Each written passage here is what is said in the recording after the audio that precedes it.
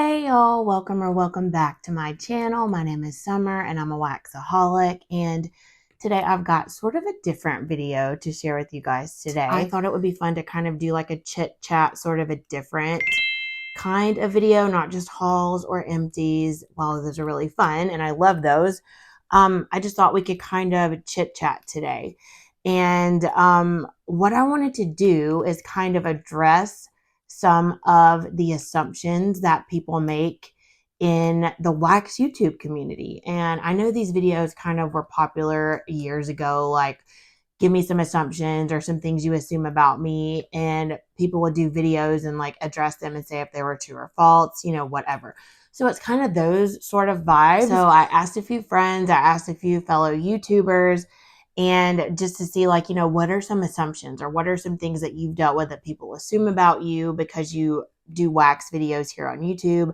What are some, real life assumptions? And so I have, a handful here, so hopefully this won't be too long of a video. But if you want to further talk about some assumptions made of us wax YouTubers here in the community, grab a snack, grab a drink, and let's chat wax.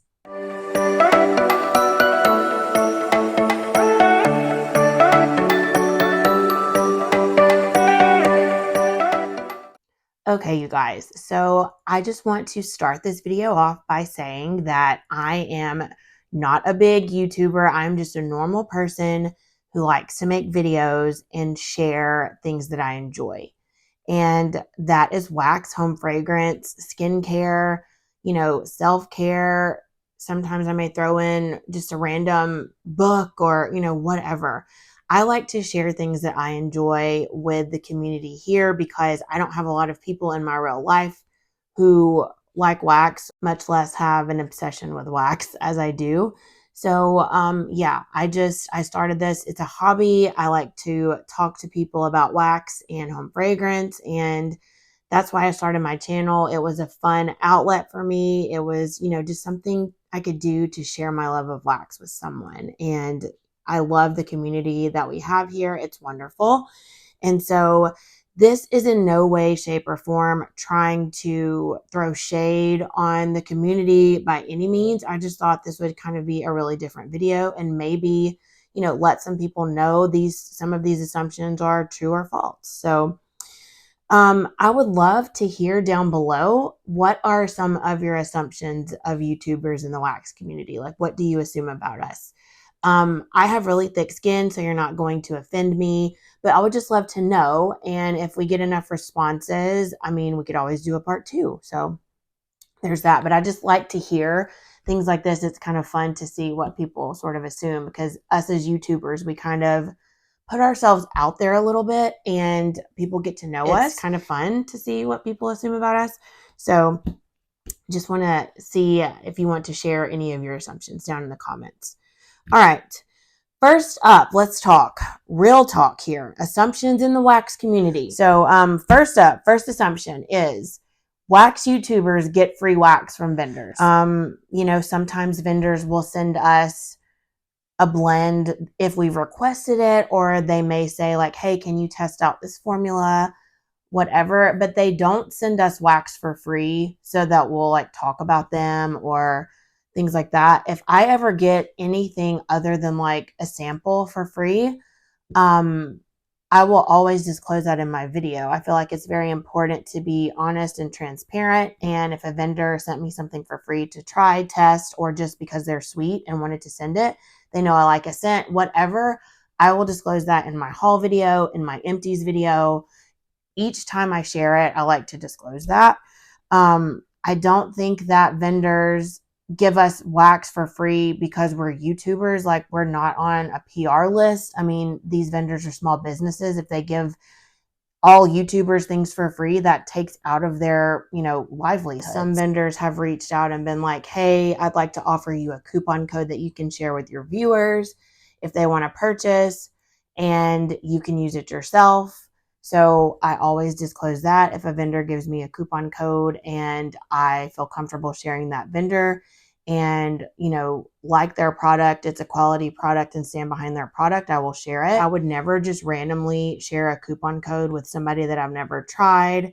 just a brand new vendor that I've never even melted their wax, I wouldn't feel comfortable putting my name associated with that, because that just loses all credibility. And I feel like that's really important as someone who reviews things, is to be honest and transparent with your subscribers. And because if not, if you're just saying like, everything's sunshine and roses, nobody's really going to believe that. And so it kind of gives off the vibe that like, hey, yeah, they love everybody. So, they're not being real. And I always want to be real. So, but I will caveat that there's a way to say, I feel like, I'm not just going to be over here bashing vendors either.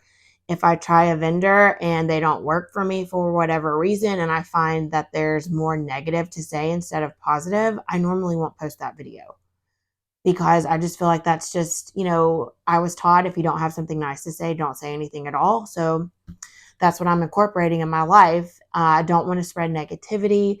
However, there are hit and misses from every single vendor. There's not a vendor that I've ever tried that every single thing is a 10 out of 10 throw. Every single thing is, just a perfect scent. Like, that's just not happening. We don't live in a perfect world. And so if that's the case, I feel like there's a way to say it that also lets all of you know that it just didn't work for me. And, you can just say that, it doesn't work for me. I didn't like this about it, and sometimes it's just not your cup of tea type of scent. And that's not on the vendor, that's on you, because you don't like that type of a scent. So you're not trying to bash the vendor for that. And sorry about that soapbox, but there's that. But I always disclose if, a vendor just out of the goodness of their heart was like, hey, Summer, you requested this blend, so I wanted to send some to you as a thank you. Or, I will disclose if they sent me like, hey, I really want you to test out this blend. Either I suggested the blend, I requested the blend, it's a new blend. Let me know how it works in your home. I will disclose that information. And I feel like that's really smart for vendors to do that, because not everyone has the same warmers, the same home. I mean, some people have hardwood floors, some people have concrete, some people have carpet, and some people have vaulted ceilings, really high ceilings, low ceilings, ceiling fans. Our houses are different. Scent is subjective. We use different kinds of warmers. And so if I was a vendor, I would definitely want to send my wax. If I'm changing formula, if I'm new to opening, if it's a new scent that I'm not familiar with working with, I would want as many people as possible to test that scent and just give me feedback and let me know, does this work for you? How's the throw? Do I need to tweak anything? Do I need more oils? Do you like the ratio of oils? Is something too overbearing? Do I need to tone down this scent? I mean, that's just smart, because as a vendor, I'm not a vendor, but I would think, you can only test at your house so much to where it's like, okay, I like this scent, but is everyone else going to like it? Because the last thing these small businesses need to do is sell something that's not up to par, something that people aren't going to buy, because again, that hurts their livelihood. So I'm not trying to speak on behalf of vendors. I'm just giving you my opinion from my foxhole here. But just know I will always disclose that. And I feel like everyone does. They'll say, yeah, I was given this to test, or, this was sent to me for XYZ reason, whatever, that's always disclosed. So I would say we don't get, like, it's not like I'm going to send you this wax and you're going to give me an A+100 review. Like, it's not like that. They do it because they want to, or they are asking us to test something. Number 2, we get paid to talk about certain vendors' wax and hype it up. That is a no. I have never been paid by anyone to do anything on YouTube, ever.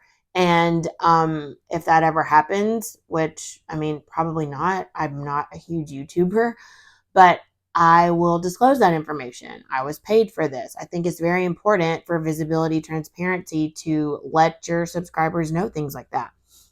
So I've never been paid for anything. And some, assumptions have been told to me that like, oh, well, if it's a certain company or if it's a certain vendor, I found that like a lot of YouTubers try to hype it up. They like everything. Everything's wonderful. And they never say anything negative about that vendor. Well, that probably has a lot to do with what I said earlier. As far as for me, it does. I'm not going to just get on here and bash someone. That's just, I feel like that's completely unprofessional. So, I will tell the truth, but I will do it in a tactful way. But, I'm I feel like it's kind of unfair to say, oh, well, you like everything because I'm spending my money, nobody else's money. I'm spending my money on this wax and I'm reviewing it and I'm buying scents that I like because, again, it's my money. Why would I buy something that I don't even like the smell of? It just doesn't make sense. So I'm not going to purchase a scent that I hate just to review it and say I hate it. That makes like 0 sense to me. So, of course, if I'm purchasing from a vendor, y'all know what I like: lavender, roasted pine cones, tree. I'm going to be buying those types of scents because that's the kind of scents that I like. So, of course, if I like it, I like it because it's the scents that I like. So, yeah, those are the scents I'm going to be sharing because those are the scents I'm going to be buying. I'm not going to just buy things for the sake of buying them to say that, yeah, it's not my wheelhouse. I hate leather, so I'm not going to buy leather. You know what I mean? So we don't get paid to say certain things or to give reviews for vendors or, to basically lie. We don't get money for that. Some YouTubers are monetized, but they get paid from like ads and things like that. You have to be over 1,000 subscribers, I think, to even sign up for that program. So I am not there. I get 0 money from YouTube whatsoever. And I share things, again, because I like to share them, because I want to share them. There have been times that I've gotten hauls, I've gotten destashes, I've gotten Scentsy things, and I haven't hauled it because I'm overwhelmed, whatever the reason is. If it ever becomes not fun for me, I'm going to take a step back and not do it. And that's just in all aspects of life. All right, number 3, we post hauls for views. And again, I am not monetized from YouTube. I get no money from anyone. And I don't post hauls for any other reason other than I want to share it with you. I really love something. I really love a vendor. I really love a product. It's a new to me vendor, and I want to share because, again, as a consumer of wax, I like to hear other people's opinions. I love watching YouTubers that have similar scent preferences to me and hearing them talk about a new vendor, what scents that they like or what they didn't like. So I post hauls to try to help people make those same decisions. I'm not posting hauls to brag. I am not posting hauls to get views because I'm not monetized, so views don't really mean anything to me other than the fact that, it makes me feel good when people watch my videos. A lot of time and effort goes into making them. And so it's nice to share something with people and that they're going to watch it and enjoy it. So no, I don't post hauls for views just to post a haul. I'm not going to do that because, again, it takes a lot of time and effort, and not to mention money. I'm not just going to buy something from a vendor just so I can haul it on YouTube. That makes like 0 sense to me. And going along with that, some people think that as YouTubers, we get our orders first from pre-orders, RTSs, releases from vendors, and that is just simply not the truth. I don't know if you guys watched my last Teddy Bees haul from the May pre-order. I think I was one of the last orders to get shipped. I was panicking that I wasn't even going to get it before the RTS, and I really love to get and smell through my pre-order before the RTS so I'll know what I need more of, what I don't need, what I want to try.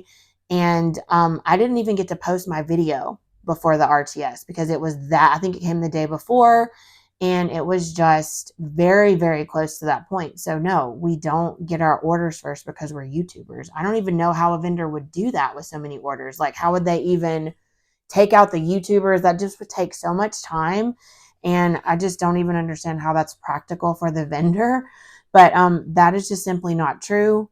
I have been close to last in a lot of pre-orders. I've been first in a lot of pre-orders, but I think it's just when you place your order, if that vendor is, collating the orders in the order that they came, that's just how the cards are. I understand how it could probably seem that way if there's a lot of people posting hauls at the same time and they're YouTubers, but maybe they just went in and ordered in the first like 20 seconds. So they knew what they wanted and got in and out. So we don't, as YouTubers, get any special treatment with our orders. Okay, the 4th assumption I have is that we win giveaways from vendors and that they're rigged for us to win them, to promote the vendor. And I don't even know why someone would assume this, but that is just not true. I won a giveaway from Pink Owl Wax Company. I had hauled their stuff one time, and I won a giveaway for like a sampler. and I hauled it and I specified that I won this and that she gifted it to me for winning a giveaway. And so again, I can't speak for the vendors, but I can speak for me. And giveaways are not rigged. They're giveaways, and most people use a random generator. I know when I did my giveaway, I can't remember if I went live or if I just did like a video and then immediately posted it. Me sitting at my computer, starting the generator wheel, filming it, and then uploading it with like whoever it chooses. Us YouTubers in the wax community are all consumers as well. We're in all the groups because we love wax. We're waxaholics. And so I don't feel like we should be excluded from giveaways because we're consumers just like anyone else. We just happen to have a YouTube channel. So, no, we don't have rigged giveaways from vendors. Number 5 is that we make a lot of money or we're doing this for money.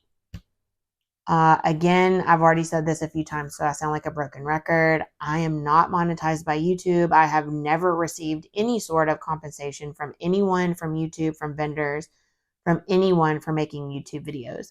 Now, several of my friends here in the community are monetized from YouTube and have shared with me exactly what they make from YouTube, from Google AdSense, and it is not a lot of money. It's less than $1,000 a year. And it's, if you divide that over, a whole year, it's not even $100 a month, which we all know we spend well more than that in a month ordering wax just normally. So we don't make a lot of money from this. Even, bigger YouTubers who are monetized, we don't make a lot of money or any money. So no, we're not doing this for the money. This is, if we are, then that's really sad for us because it's not a lot of money for the time and the effort that it takes to sit down, film, edit, upload. I mean, it takes so much time, you guys. You really have to love what you're doing, and you really have to have a passion for it to put the time that it takes in to do this. So trust me, we are not just like balling out of control with the money over here. No. And number 6, this is the last one I have. We form cliques to make others feel left out, specifically with friend mail and round robins. Okay. So, friend mail. We don't make other people feel excluded from friend mail. It's just, to me, it's very sad when you take something like a random act of kindness that you want to send someone some friend mail because you were thinking of them. You have a scent that you know they would enjoy and you want to send them. That is like the purest act of kindness. And that someone would assume that we're just trying to do that to make someone else feel excluded is just redonkulous. It's redonkulous. We are doing this because we want to share our wax with someone else. I can say for me, I love sending friend mail. It brings me joy to give and to share something I love with other people who also enjoy it. I am not going to send someone friend mail and be like, well, I'm going to send it to her because I don't want, I want her to feel like I don't like her. Like, no, I'm doing something nice. But I feel like this wax community as a whole is pretty inclusive and, welcoming. And so, yeah, I don't feel like it's cliquey at all. And then as far as round robins go, there's only a certain amount of people that can do a round robin. If there was like 100 people, it would just be never ending, and that's just not practical. So, and sometimes we share friend mail with our friends that don't have YouTube channels, so they don't share the haul and you don't see it. We don't send friend mail to get recognition. We send it because we want to. We enjoy wax and we know this person would love this, so we want to send it to them. We're thinking of them. Whatever the reason, friend mail is just a beautiful thing. So let's not try to make it negative. Okay. And then round robins. Yeah. I mean, I watched several round robins while I was a YouTuber and loved to watch it and participate. And I never ever felt like people in the round robin were trying to, form a clique or not include everyone. Like, I just never even crossed my mind. I enjoyed watching the video. I enjoyed following the box. And I was really thrilled when I was asked to be in one. It was a lot of fun and I met a lot of cool people.